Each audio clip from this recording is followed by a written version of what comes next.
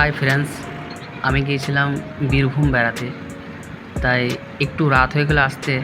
তো আপনারা দেখতেই পাচ্ছেন কত সুন্দর লাগছে রাস্তাটা, মনে হচ্ছে যেন ঠিক হাওড়া ব্রিজ, কিন্তু এটা হচ্ছে জয়দেবের ব্রিজ, যে নতুন ব্রিজটা হয়েছে সেই ব্রিজটা।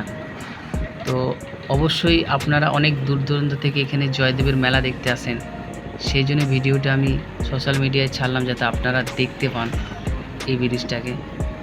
তো যদি ভালো লেগে থাকে আমার এই ভিডিওটি শেয়ার করবেন।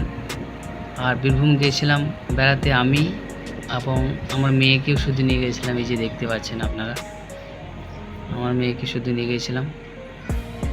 তো একটু রাত হয়ে গেল আসতে।